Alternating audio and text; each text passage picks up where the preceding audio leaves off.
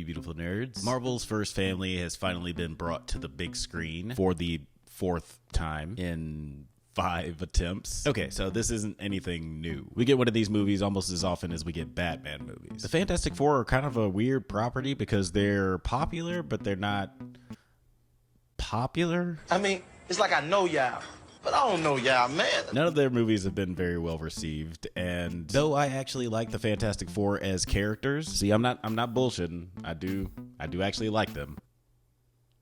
She-Hulk. I must admit that they are an inherently goofy group of characters to adapt to a live-action film. So was director Matt Shakman able to create a passable movie out of these inherently corny weirdos? Well, I guess that's what we're here to talk about. So sit back and have Herbie make you a drink as we talk about...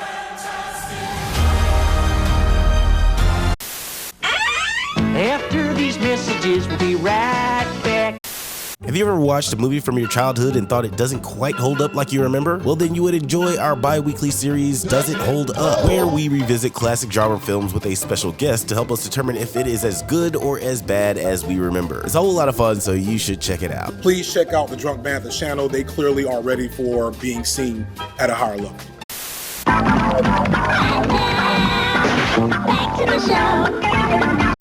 But first, a prelude. In the year of our Lord 2019, Kevin Feige announced at Comic-Con that the Fantastic Four were finally going to be introduced in their own standalone MCU movie. Again, we get these movies all the time, but this one felt different. Back before Disney owned all the everything, comic book fans were clamoring for characters like the X-Men and the Fantastic Four to be adapted by the MCU because they seemed unafraid of leaning into what makes these comic book characters wacky, but also what makes them wonderful. And after one too many times seeing their beloved colorful characters wrapped up in Fox black leather, fans wanted a studio that embraced the aesthetic and the feel of the comic books that these characters came from. And with Kevin's patented 5-year plan set in motion, a slate of films announced, and a big bad around the corner, we as an audience expected these new films to hold up quality-wise with the films that came before. And how can I put this diplomatically?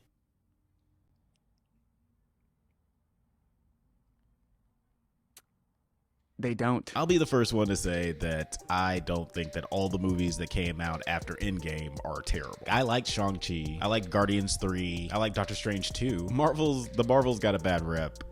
I still like that movie. It's cute. Something.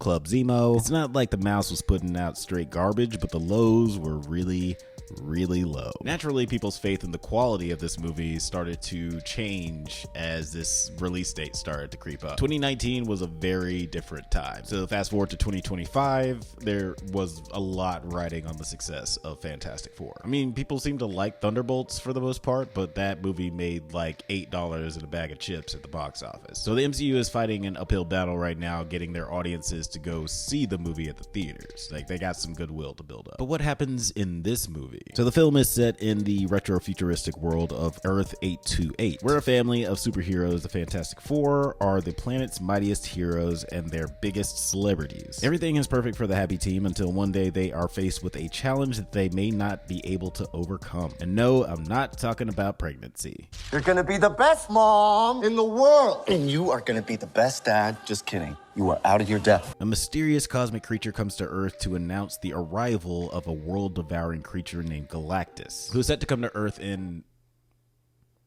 I forget how long. It's like 10 months or something. I really appreciate a few things that this story was doing. One, much like the Superman movie that came out recently, this film just drops you right in the middle of the world. Crazy supervillains and silly little robots are perfectly normal. And I love that movies are starting to find more creative ways to avoid the oh-so-familiar beats of your typical origin story superhero flick. I feel like the first of these movies to do this was Spider-Man Homecoming, just the way they had to introduce Peter Parker without any of his backstory with Ben and getting bit by the spider, but it showed that we don't need to see the actual origin of some of these characters getting their powers and all that shit. Not only are audiences tired of seeing Uncle Ben and Martha and Thomas Wayne getting shot in an alleyway, but also because there's a bunch of different ways to introduce a character to an audience without starting with their literal childhood. Like, most movies don't start with us seeing the protagonist as a baby. So, you know, comic book movies shouldn't feel required to start there either. Not for nothing, I loved the look and the tone tone of this movie too. It just felt different than most MCU movies. The vibe was a little more consistently heartfelt. It's not like jam-packed with action, but the action that's in the movie works really well. Like, I haven't been that invested in an action sequence in one of these movies in a really long time. Without getting into spoilers, the second half of the movie is paced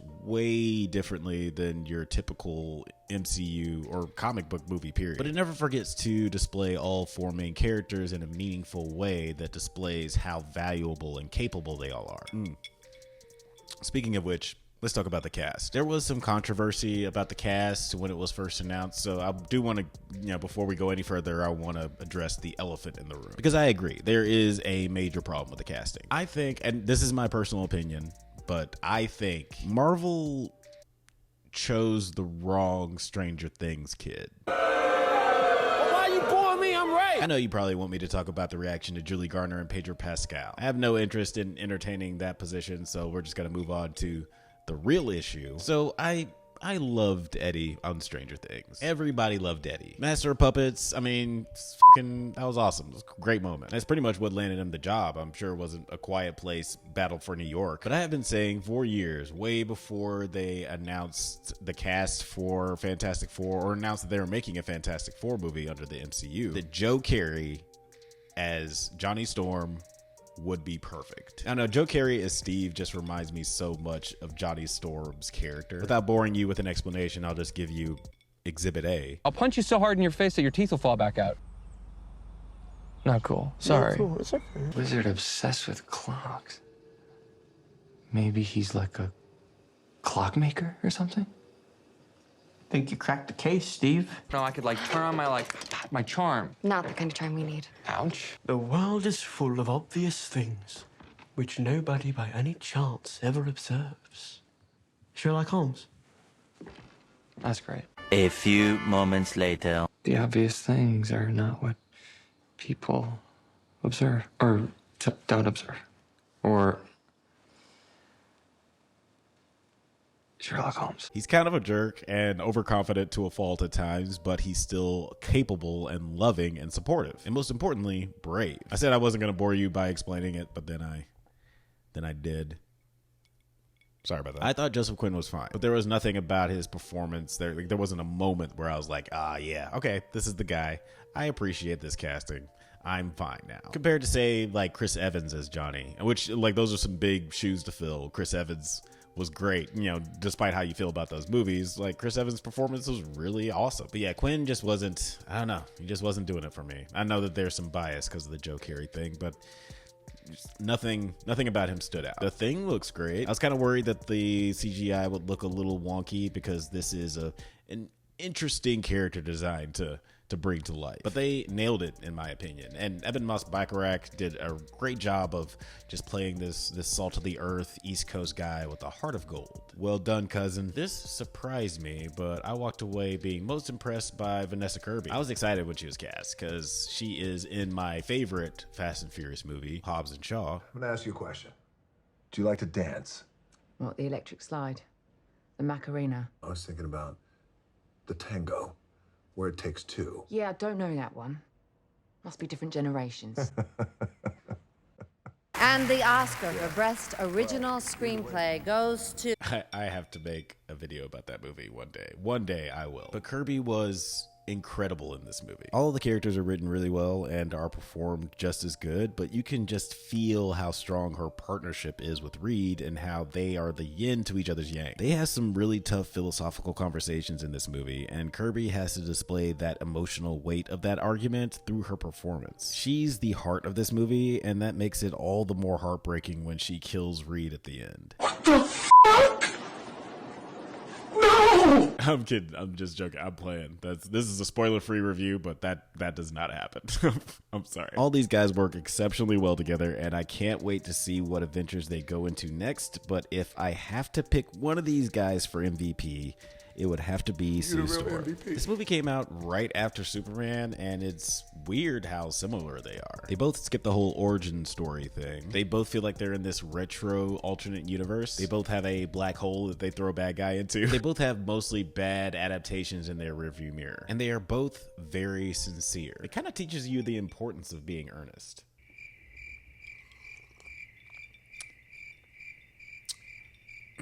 I said it kind of teaches you the importance of the movie. Has a kind of earnest energy to it that isn't as quippy or generic as some of the other MCU installments. And I think the setting has a lot to do with it. I love the vibe and the look of this universe, and I wouldn't be mad if we just use this as the MCU reboot. Sorry, Kevin, reset.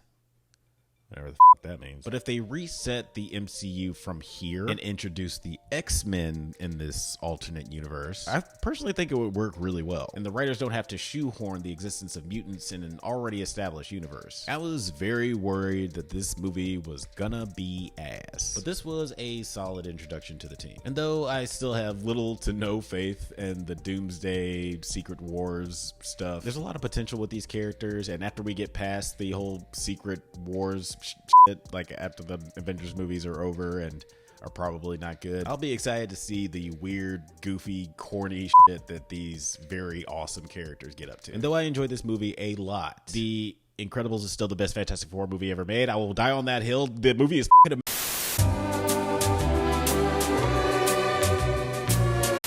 Alright, that's it for this review. Thank you for watching, but don't forget to like and subscribe so you can get updates on new videos. Feel free to browse through the rest of the content on our channel. We got live shows, film analyses, interviews, all kinds of cool stuff to peripherally pay attention to while you fold your laundry. But until next time, stay safe, my little Herbies, and may the Force be with you.